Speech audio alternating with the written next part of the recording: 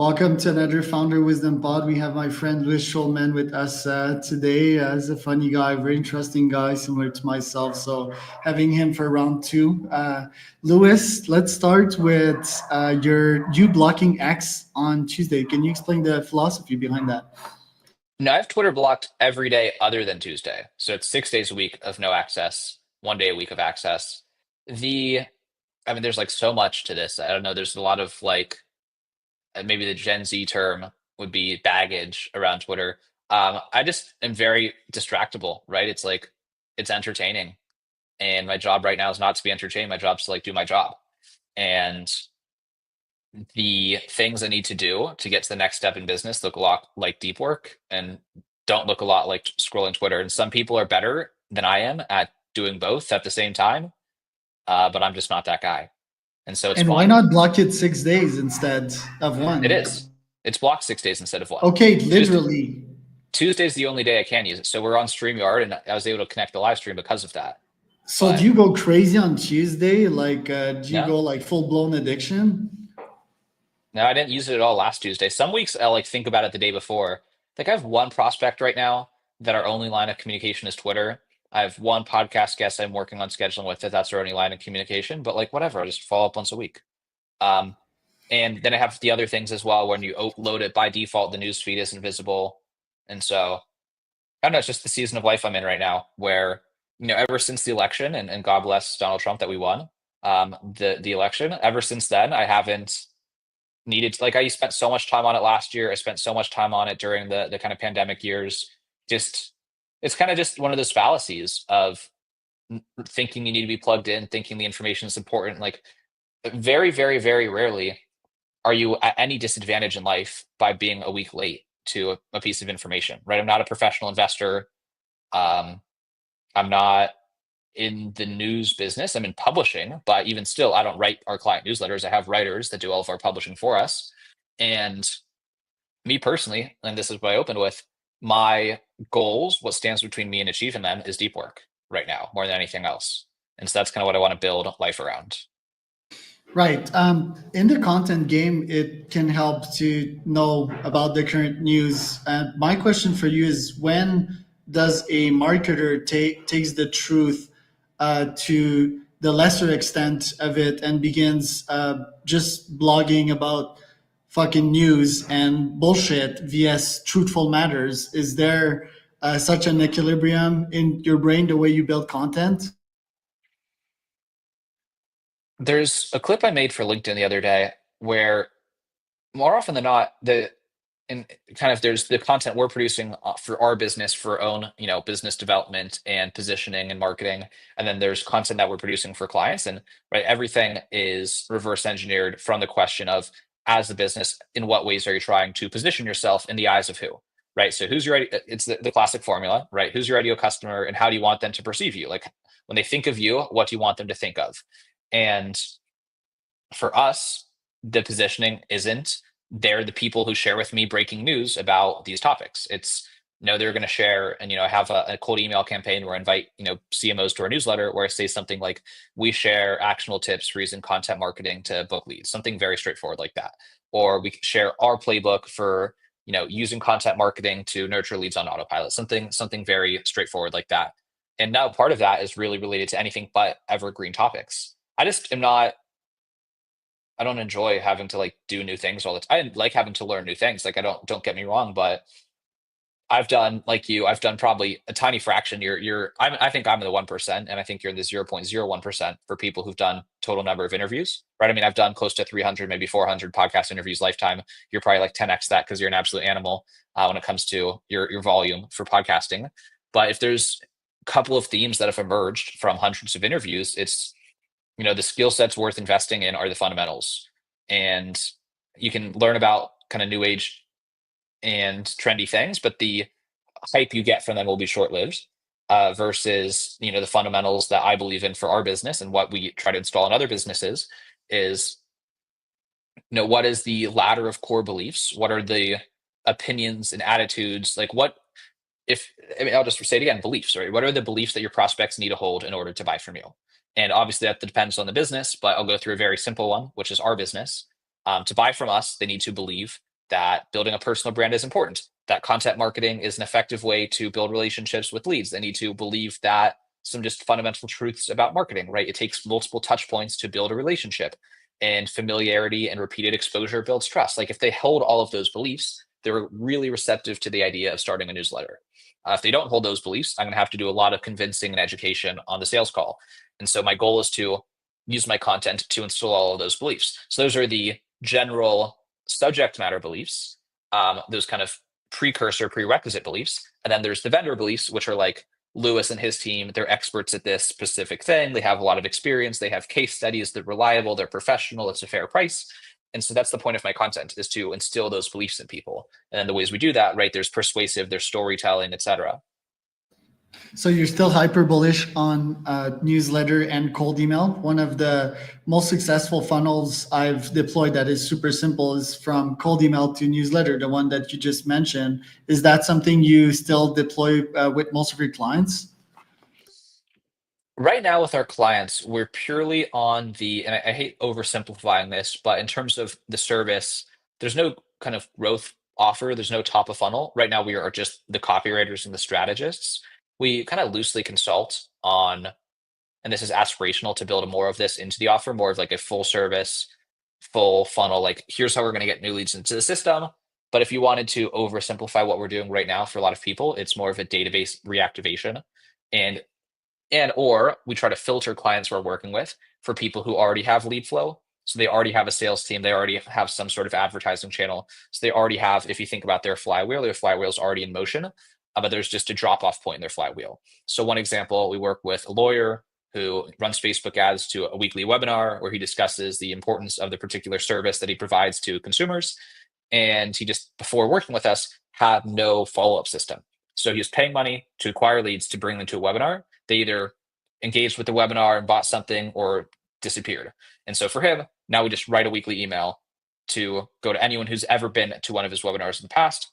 And then that's just, increasing the conversion rate of that whole funnel significantly. So he was already, or it's not at a point yet operationally where we have the team members and the playbooks to like say, if you don't already have lead flow, we're going to do cold email, we're going to run meta ads. We have a lot of partners that we work with that do those things. But we try to work with businesses where just the one missing piece that's critical is you're just not sending anything consistently. You already have a list. Maybe you have a sales team that's doing cold outreach and they're getting 20 interested leads a month. And you have this kind of, there was a book I was reading the other day called Make Them Beg to Buy From You, or Make Beg to Buy From You, like with an apostrophe EM, by Travis Sago. And it's really good, really elementary writing style. And I say that as a compliment, right? A book that's hard to read isn't always a compliment. It's harder to write something easy to read, right? Than the inverse. It's easy to write something that's hard to read. And the thing he says in that book is when you're describing the present pain that people have, because if you sell to a present pain, this can be a lot more effective than selling to a future pain, because people prefer to solve the problem they're facing right now rather than like, well, it's like life insurance is the complete opposite, right? It's like, well, one day in the future you might have this happen to you, and in that case you might wish you had this. It's like, all right, but that's 50 years from now. Like, I don't care. Versus like, what's the thorn in your side at this very moment, and you want to be able to point to the present pain with your like index finger. Like, what can I literally point to? If you're selling online, what could you have someone screen share, and then what could I point to on the screen? And so I think about, for a lot of our clients, like, let's see your CRM, right? Pull up your CRM, let's screen share, let's look at your high level, let's look at your HubSpot, and let's look at the statuses in your pipeline. And there's ultimately a status which kind of reflects what I would call no man's land, right? It's like there's a bunch of leads that are in a no man's land status, but it's people who have been on a sales call, maybe you sent them an offer, they said, I'll need some time to think about it. People who said, follow up with me in a couple months and you forgot to, or you did follow up. So they're just in a dead zone. And I point to those leads and we say, how many are there? What's your plan for like how you're gonna what are you gonna do with them? And more often than not, people just have no plan, and those leads just go stale and just die. And a newsletter is like the simplest way to have a system, to have something valuable to offer to all the leads in no man's land, where we can point to them with our finger. And then the same thing, the kind of other present pain that I can point to with my finger is the fault. Let's look at the follow-up messages that you're sending to people, right? If is your follow-up message, hey man, been a while, want to hop on a call. Hey man, been a while, what's up, want to hop on a call? Versus, are you continually producing something of value? You can say, hey, by the way, just want to share we started this newsletter. That's a way different message than a follow-up message. Or hey, we just wrote this, like, even better, right? Pro move. We just wrote this issue last week where we gave an in-depth guide to specific problem that you have mentioned last time we were on the phone, you might enjoy reading it. And it's a totally different way of running your sales process. You and I were so aligned, like I'm doing the exact same shit Your email nowadays. funnels are really good. Yours are really good. Thanks. They're annoying to many because my frequency is extreme, right? Like I'm an ultra guy and I sometimes send three a day. Another one that's good for the audience, and I want to get your thoughts on that, is these LinkedIn polls. You ask questions about your product, and if you find that the person answers about a problem, you DM them with your solution, customized with GPT, of course, about their exact business. What do you think about that? That's a good idea. I think the risk is, not everyone's as good at prompting as they'd like to think. So, and I'm not saying that about you, I'm saying that about a lot of people. Sure, So but it's the so simple, right? It's like feed it a screenshot and like give them an answer about what I do with their problem. Yeah, if you've loaded that up, like if you're, I'm saying it certainly could work. I'm so burned from having gotten so many bad messages that like and I know how to send it. Like someone on my team was working on a cold email yesterday, and he was like wrote this personalized line, and I could probably pull it up where he's like, some agencies are focused on XYZ while you clearly are focused on this. I was impressed by this case study, blah blah blah blah blah. It's like the first 15 words of that email you could say to every single prospect. And so if the first it's the quality of the personalization, but it's the speed of the personalization. Nicholas Cole, who I think you're probably familiar with, he wrote the Yeah. book, The Art and Business of Online Writing. He runs the Part Time Ghostwriting Academy. He's got a good YouTube account. Very kind of like well read, well known online writer. And he has this book, like I just mentioned, The Art and Business of Online Writing. And he calls this principle the rate of revelation. Like, how quickly do you reveal new information? And so if you read something and there's like 5 pieces of information in the first sentence, it's like, okay, this is rich. Like the amount of insights per minute is very high. It's very dense in a good way. And I think about the kind of rate of personalization. So you can say your cold email is personalized, but they're not going to see any of the personalization until they're like 30 words in, then they're already lost. And so you just have very, very, very little, like the threshold for how much buffer and how much filler you can stuff into there to the beginning of a message before you get someone's attention is getting smaller and smaller and smaller. Dude, I love that. Now, coming back to the CRM stuff, I haven't used HubSpot forever, but I would guess that most clients have a LinkedIn profile. Wouldn't the first step be in that case to export their full LinkedIn list and feed it to a GPT and ask the GPT like who I should reach out to? Does LinkedIn even have the data, the interaction data? As far as Yeah, the full prospect list, right? Because, or I mean, most don't have a newsletter. It could be a newsletter, but 95% of people that I know, entrepreneurs, they don't have a CRM, right? HubSpot could be a first step. Most and I have say HubSpot as a LinkedIn. catch-all, right? It's like saying Kleenex and tissues. There's high level. You can use any pipe drive or nutshell. It's just I'd say for me, most of our ideal clients, like if I was to kind of list their attributes, they would already have a CRM. Not to say like if you don't have a CRM, don't call me. I can probably still find a way to help you. But the LinkedIn is another like existing kind of rich lead source. And what we also do for a lot of people is make a LinkedIn native newsletter. I mean, you're familiar with this. It's just the same content, just also publish it on LinkedIn because you have that one click button to like invite everyone to subscribe to your newsletter. And you have all those automations when someone becomes a new connection, kind of send up a day later. If you've used LinkedIn, you'll see it come in, right? You get all these invitations. Someone becomes the connection, and then the next day they're inviting you to their newsletter. That's another really easy lever to pull for a lot of people. Because LinkedIn has a couple of data that like 95% of people can use, recommendations, endorsement, activity, and engagement, which could all be used to prospect back these people in their networks and could yield immediate results. Have you found an app that allows you to AI integrate LinkedIn first messages? I'm using Wallaxy, and they don't have that AI message feature in which I could prompt an AI to write a specific message to a specific someone. I haven't thought about it. You could probably use. It's the lowest Can't, hanging fruit. That's why I'm asking. Like, it's imagine if well, you can't, start with a client and mhm. straight up you add value to them with that, I think it would convert like crazy. Can you do, can't you do Phantom Buster from a CSV file? Yes. And yeah, Would that work? Phantom would probably do it. Like, it would probably, yeah, it has that OpenAI integration. And again, but if it's just a CSV file, then you can just make the data anywhere, GPT for Sheets even, right? We're And just re-import it back in LinkedIn. in Phantom Buster. Right. 'Cause then, Yeah. Yeah, I think it would or you work. could just use like a, yeah, I mean, you could use Clay or Clay or just homemade Clay with GPT for Sheets and then Phantom Buster it. Right. Um, Yeah, Clay I would haven't work done with LinkedIn that. outreach in a very long time, unfortunately. It's something that's been on my want to do list for a very long time. And maybe with all this time I'm spending not using Twitter, I'll get to it sooner than later. Because you cracked cold email, you survived the deliverability purge in the last 2 years, right? Like, how was that for you and your agency?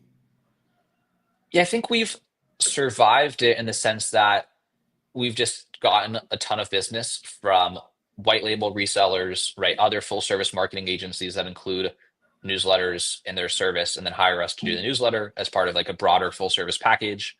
And then a lot of referrals because we have a lot of happy customers and a lot of people just don't know. Like the back to the core belief, the trend, if I did an interview with Dickie Bush and I haven't published it yet, but he used the term a one chart bet, where it's like if you're going to decide what to do based on only one data point, what would that data point be? And for me in this business, it's like, the need for businesses to publish content over time. And a different way of looking at it could be like the need for businesses to differentiate themselves in like a hyper competitive global marketplace, then like what's one of the best ways to do that, right? To have a personality, to have information, to build value and build rapport. And all that being said, there's a big just increasing trend of people already are warm, pre-sold on the desire of like, I need to have a newsletter. And we've done a good enough job of like infiltrating the networks where like enough people think of someone and then we're top of mind just because I've done a lot of networking with a lot of well networked people.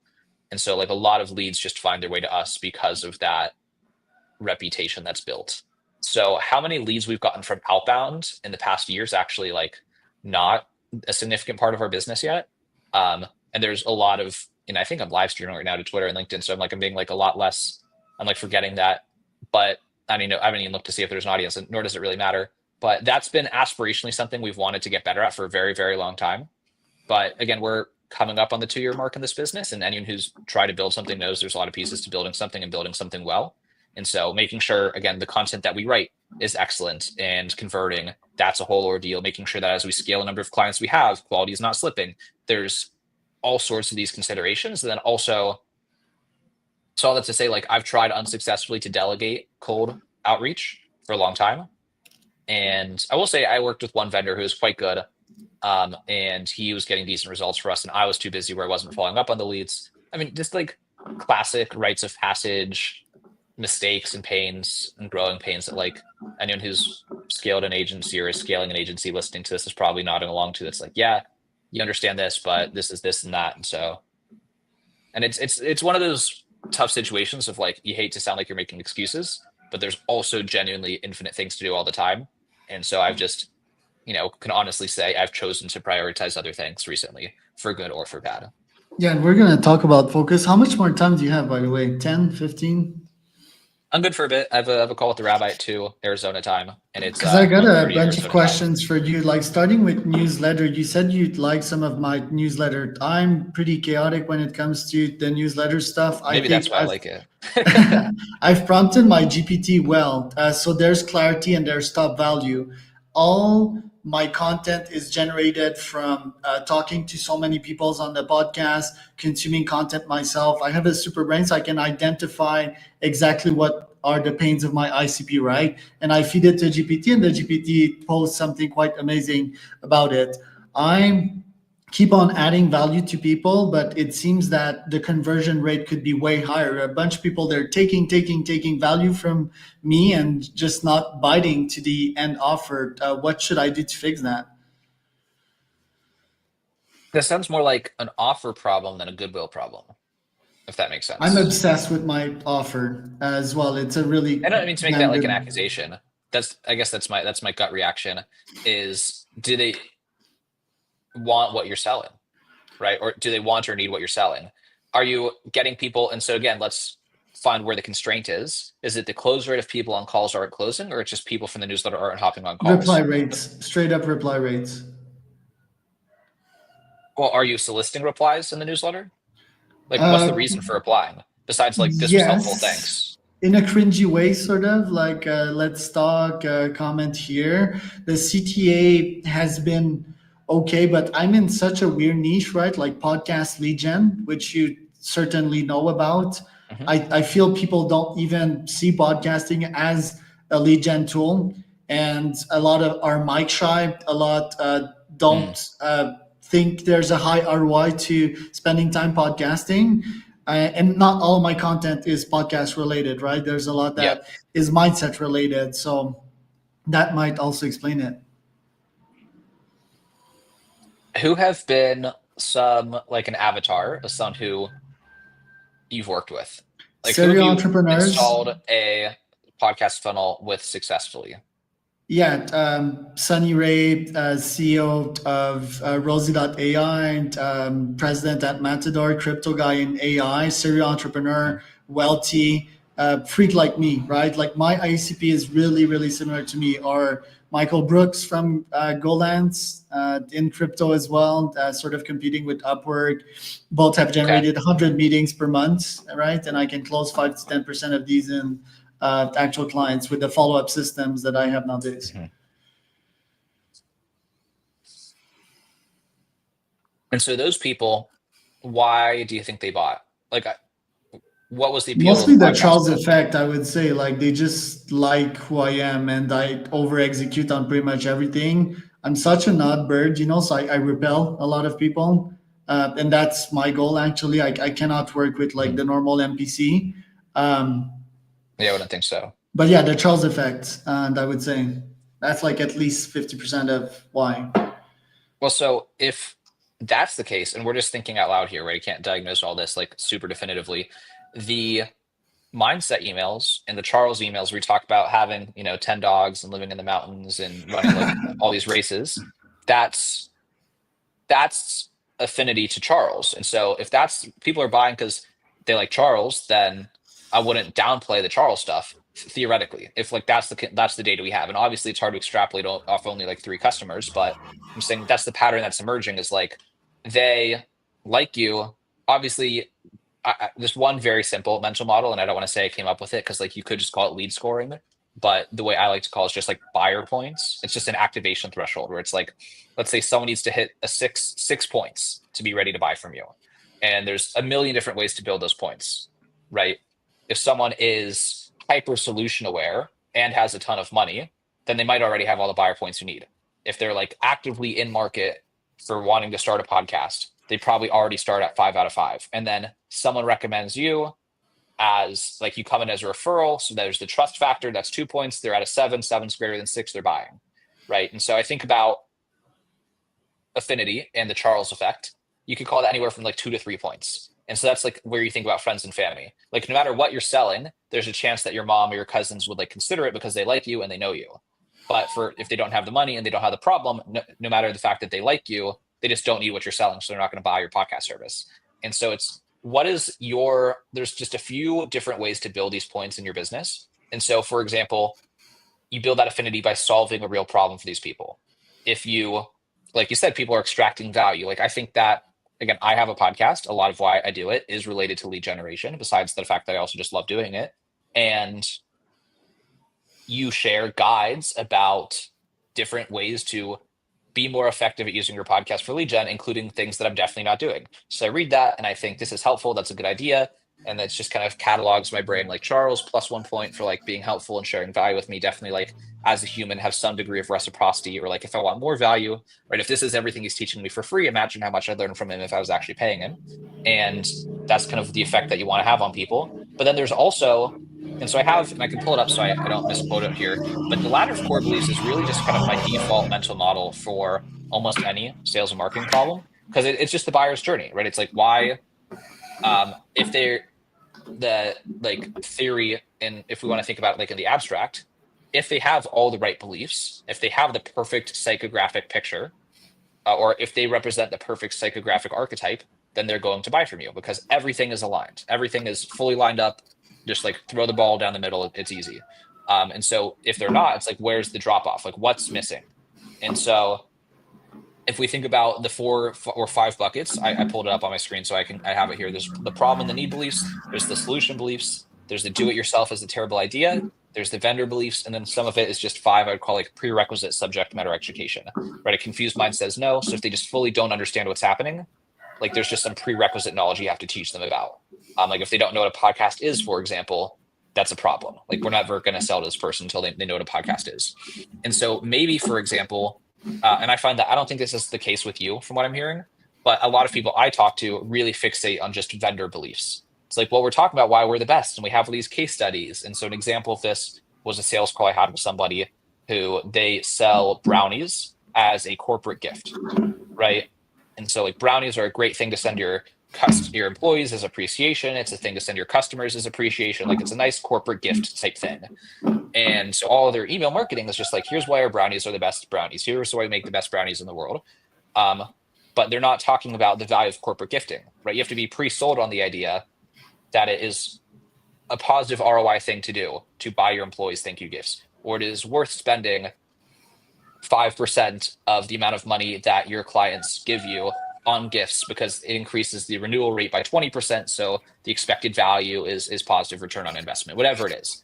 And so for you, I think that, we can look through your emails and see what's happening here. You're definitely, and so each of those 4 and 5 buckets, like I said, the problem beliefs, solution beliefs, DIY beliefs, vendor beliefs, and subject matter beliefs have sub buckets. And so what are the components of the vendor beliefs? One of them is this guy's clearly the expert, right? People choose you as the vendor if you're the expert, if you have the relevant experience, if your pricing is right, if they think you're going to get results for them, if you're professional, but if they think working with you is going to be pleasant versus unpleasant, because everything's kind of a reflection of everything else. If this guy comes across as happy, enthusiastic, and organized, I'm going to assume that working with him will be organized as well, versus if everything's messy, I'm going to assume the same about working with him as well. And so that's kind of how I would think about the diagnosis. But the sounds like we're not doing a lot of problem agitation, maybe. And I'm just like thinking about some of your recent campaigns that I've read where like you have to, and this is another thing from Nicholas Cole, I've been doing a lot of his content lately. And I have like this one written down over here, but like the customer has to care about the problem before they care about the solution. Right. And so if you're talking about this guy's generating 100 leads a month and this guy's doing this, this, and this, but like maybe they're not thinking about the problem. You don't have them in like a very like what's the present problem that you can point to? Like I said a few minutes ago, like is it that are these like the types of people who are thinking about selling soon and they're not able to sell their business because XYZ? Probably not. That's probably not the angle I'd want to go because you're really talking about installing a founder-led lead gen channel. So that's Yeah. not something for an exit-minded founder because an exit-minded founder would want the Like opposite of a depending on founder. referrals, protecting themselves from another Black Swan COVID event, um, or downward That's still in the economy. future. It's hard to point out because a lot of people they are comfortable, right? They're comfortable making 200K a year. And Mhm.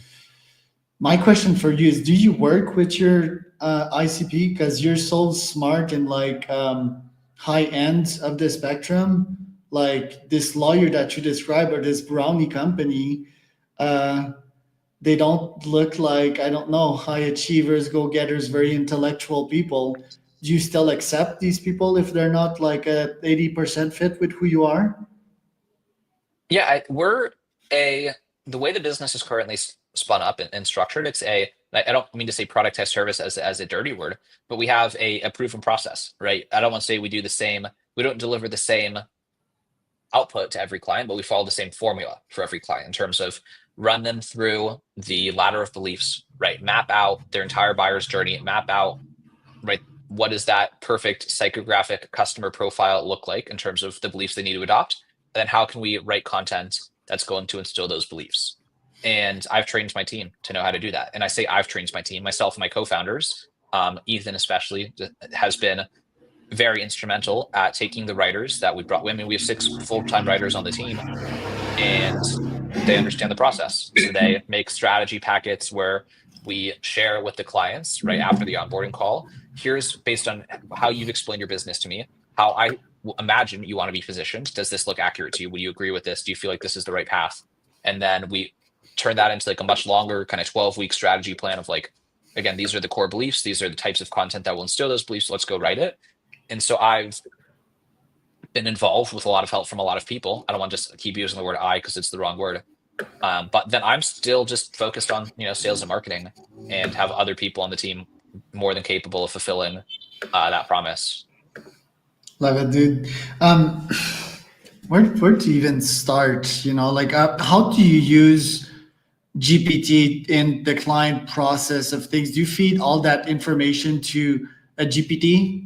Is it like not static like the old ways of doing things? I went from a Google Docs to GPT nowadays with my clients, and everything is now in one convo, which we can both interact with. What are your thoughts on that approach and leveraging AI to get even better insights and results? That's pretty clever, actually. We do. We have our own SaaS. It's public now. It wasn't for a while, but we've built our own tool. Let's go to orbitflows.com. And so there's orbitmarketing.io. That's the done for you agency. And Orbit Flows is a software tool that we use for all of our client work. And then it's also available as like a do-it-yourself option. And it's still, I want to say like late beta in terms of the sales process. So we haven't done like a launch. I haven't talked about it on LinkedIn at all. So if you're watching this, this is like the first I've discussed it like really publicly on a live stream. But we built Orbit Flows from day one with this agency, right? We started this agency in September of 2023. So it's like very much already not even, not GPT-3, not GPT-3.5, like GPT-4 was already a thing when we started this business. And we have been from day one smart, or like aspirationally smart, about using AI in the process very strategically. And I always try to keep the main thing, right? What matters most is that the content we write helps progress buyers along that journey of core beliefs.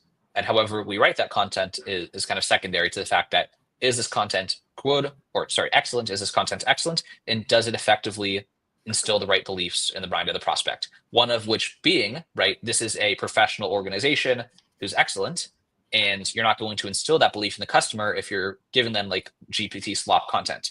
And so we live and die, right? We're hired and fired based on the quality of our content, since that's the number one focus point of like what it is that we do. In terms of ways AI is involved in the process, it's every single step is augmented by AI, right? AI is like, if you think about a calculator is a tool that like humans use to do certain math things faster. It's like AI is the thing that we do to do certain thinking things faster. And so if we have a transcript of an onboarding call and we have a really long document explaining a sample core ladder of core beliefs, have an AI make a first draft of what would the ladder of core beliefs look like for this particular client, based on the fact that they sell this to this type of customer. This is what their ideal customer looks like. These are some of their case studies, et cetera. That's going to give us a great first draft of like what those core beliefs should look like across those 5 buckets. Then the next thing would be, all right, what are some content ideas that would instill those beliefs along each of those lines? And so it's still going through a very, human written SOP, but it's a straightforward rubric. And then it's just a brainstorming partner in terms of the content strategy. Then likewise on the actual content writing, we use Perplexity, we use Exa, tools like that to find great niche content that's not necessarily something you'd find with a Google search, because they use different like AI mechanisms, and that sounded like very foo-foo, but they work differently than Google in terms of how they retrieve information from the internet. Exa.ai, EXA, and then Perplexity, a lot of people are familiar with. And same thing. So we have within Orbit Flows a lot of web scrapers and automated research tools that will go and aggregate. So let's say hypothetically, I have a weekly newsletter about nootropics. Call it Brain Maxing. That's like the sandbox newsletter I'm using to build a lot of the demo assets for Orbit Flows. It's called Brain Maxing. It's nootropics news. And the newsletter looks like one piece of interesting news from the past week, a summary of one scientific article related to nootropics, which include like ADHD medication, Vyvanse, but also include natural remedies. It could also include things like Zyn, nicotine, caffeine, L-theanine, like all these fun substances, and then include like 5 pieces of current events and like short kind of snippet style. So if that's the hypothetical newsletter, what materials do you need to write that newsletter? Right, I just listed them. You need 7 pieces of current events. You need one scientific article. So let's use web scrapers to go retrieve and aggregate all of that information from the internet. Again, filter it only to things from the past week, and then use AI to read the headlines and 3 bullet points from every article and stack rank them based on my preferences of like what are most likely the most relevant, authoritative, interesting for my target reader that are different than what I covered last week.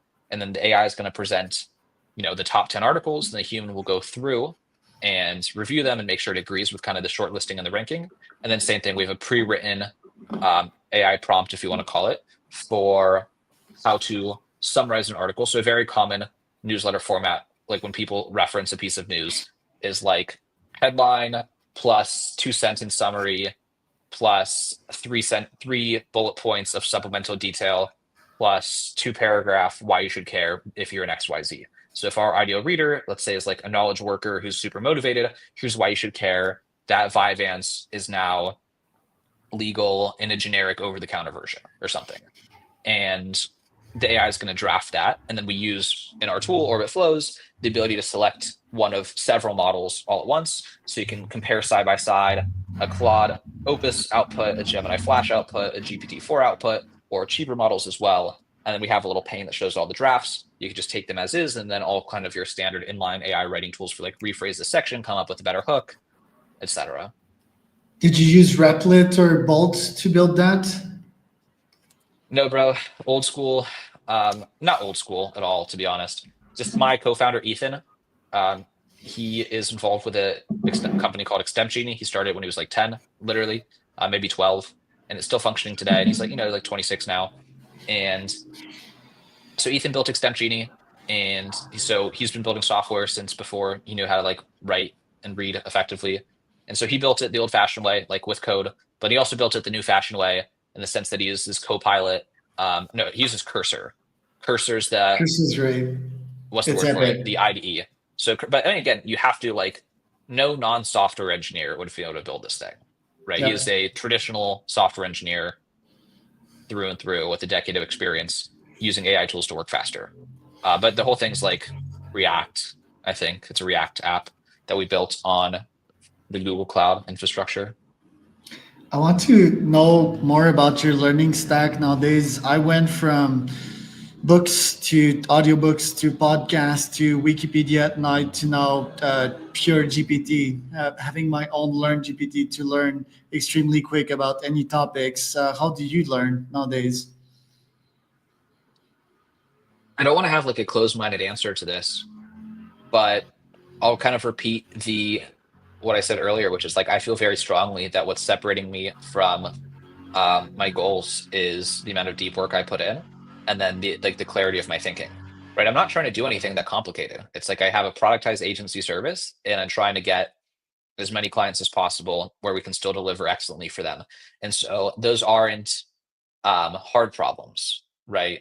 They're simple problems that require a lot of work.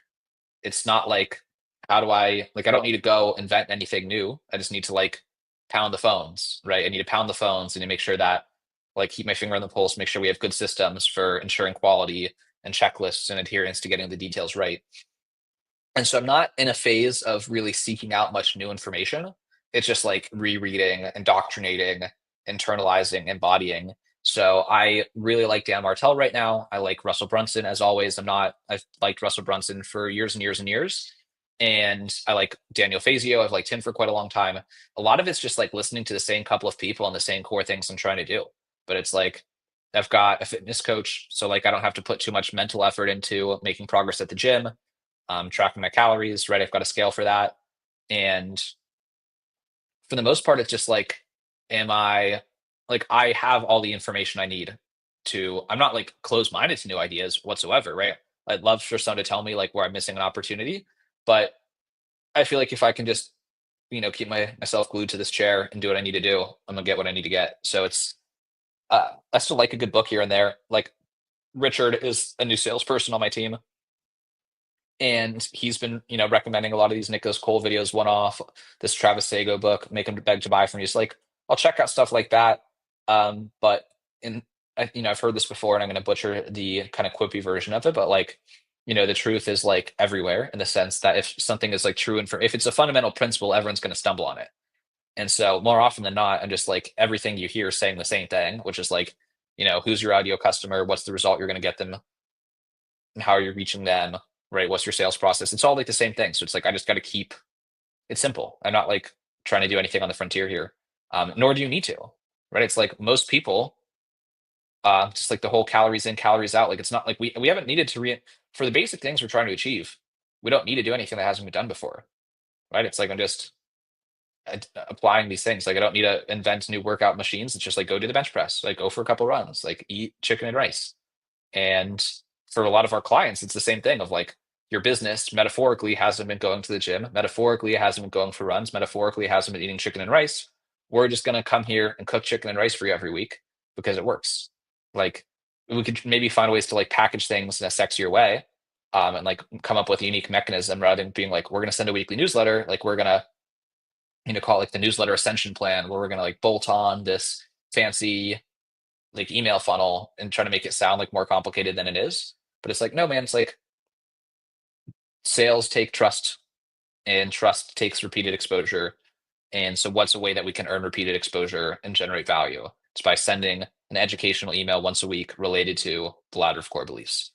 And like, are we here because you want me to like excite you with like, dazzle you with like some new kind of shiny thing where we're going to make like 50 theme pages, like Tabs chocolate, and like make a Hey Jen deep fake of you and record like 7,000 clips and put them on TikTok using like a VM, and like running 70 fake iPhones out of the Philippines. Like that's not what we're doing. It's just like we're sending emails to your prospects because you should. I fucking love that, dude. Love your message. Love your mind. This was a pure masterclass. Where can people find out more about you? Yeah, I'd say I'm most active on LinkedIn these days. Twitter obviously is not the spot. LinkedIn's where I have the highest reply rate to my DMs. And we have our newsletter. It's at newsletter.orbitmarketing.io. And then, but myself personally, LinkedIn's usually the best place to reach me. And what I'll add is I got a